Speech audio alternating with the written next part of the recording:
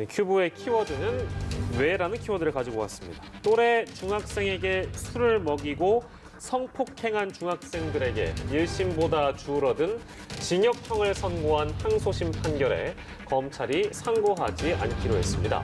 피해자 측의 호소에도 이런 결정을 내린 배경과 앞으로의 처벌은 어떻게 이뤄질지 이호영 변호사와 계속해서 짚어보도록 하겠습니다. 예, 참 굉장한 그 국민들의 공분을 샀던 사건으로 기억을 합니다.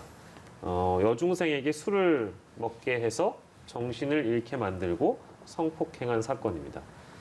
가해자 2명 중에 1명만 지금 대법의 판단을 받게 됐는데 앞서 말씀드린 대로 검찰이 2사람에 대한 상고를 포기했기 때문이다.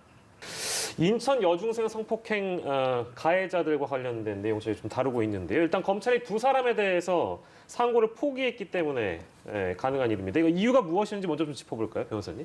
네, 이 사건 같은 경우는 지금 여중생에 대해서 2명의 그 학생들이 성폭행을 한 거거든요. 술을 먹여서 정신을 잃게 하고, 그다음에 심지어는 성폭행 장소도 물색을 한 다음에 그 범행 후에 나체 상태의 피해자 신체 촬영까지 한 대단히 악질적인 사건인데 예. 이 사건에서 1심에서는 지금 주범이죠. 주범에 해당하는 A군 같은 경우는 장기 7년에 단기 5년.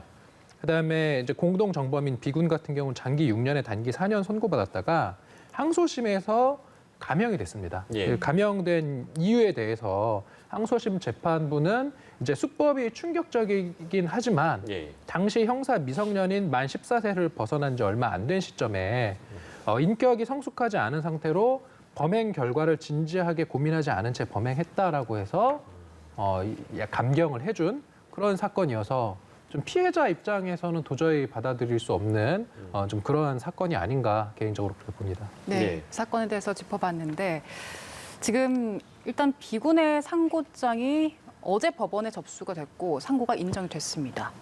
대법원에서 앞으로 2심보다 무거운 판결을 받지 않을 거다 이런 관측이 나오고 있던데 그 이유가 형사소송법상 불이익 변경 금지 원칙이다 때문이다 이렇게 나오더라고요. 근데 이게 구체적으로 어떤 겁니까?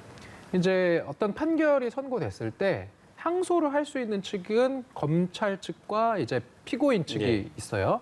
그런데 둘 다 항소를 하면 예. 항소심 또는 상고심에서 형이 더 높아질 수도 있는데 예. 지금 이 사건 같은 경우는 피고인 측만 항소를 했고 검찰 측은 상고를 포기했거든요. 예. 그러면은 피고인 측만 이렇게 상고하거나 항소한 이런 사건에서는 불이익 변경 금지 원칙이 적용돼서 예. 왜냐하면 검찰은 항소 안 했으니까 네. 예. 결국은 항소심에서 판단해줄 범위는 형을 조금 깎아줄 것인가 아니면 깎아줄 그런 점이 안 보인다라고 하면은 예. 항소, 상고 기각을 하게 되거든요. 그래서 지금 말씀하신 것처럼 피고인 측만 상고한 사건이기 때문에 네. 상고심에서 형이 더 높아질 가능성은 없다 이렇게 볼 수 있습니다. 예.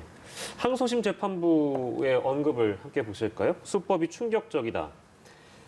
충격적이라고 얘기를 하면서도 당시 형사 미성년인 만 14세를 벗어난 지 얼마 지나지 않은 시점에 인격이 성숙하지 않은 상태로 범행 결과를 진지하게 고민하지 않은 채 범행했다.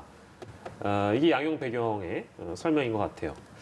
감형의 이유가 실제 이런 배경이 감형의 이유가 됐다고 봐야 되겠습니까? 뭐 지금 네. 판결문에 적혀 있는 대로죠.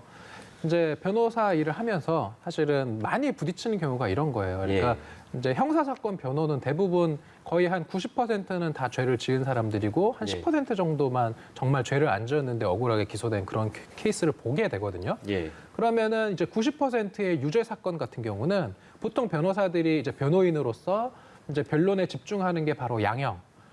좀 그런 처벌에 있어서 피고인에게 좀 참작할 만한 사유를 최대한 많이 재판부에 이야기를 해서 예. 형을 조금이라도 덜 받게 하는 것, 그 부분에 집중할 수밖에 없는데 네. 재판부, 항소심 재판부에서는 이 피고인들이 그 당시 범행을 저지를 때 이제 겨우 만 14세, 다시 말해서 만 14세가 안 됐었으면 네. 촉법소년이라고 해서 처벌이 아예 안 되거든요. 예. 그런데 지금은 그 만 14세를 갓 넘겨서 이제 네. 처벌되게 된 그런 상황인데 좀 그러한 점을 고려해 봄직하다라고 예. 해서 지금 이제 항소심에서 장기 4년에 단기 3년으로 감형을 시켜준 것인데 예. 네. 이게 이제 이 사건을 담당한 변호사나 피고인 입장에서는 너무나도 환영할 일이지만 예. 예. 이 일을 당한 피해자 입장에서 보면 예. 자기한테 이런 끔찍한 일을 저지른 범죄자들이 예. 지금 장기 4년에 단기 3년이라는 건 뭐냐면 예. 최장 4년까지 이제 구금할 수 있고 최단기간으로는 3년만 구금해도 되는 거거든요. 네. 그럼 3년 뭐 한 몇 개월 후에 이 범죄자들이 나와서 같은 동네에서 만날 수 있는 거예요.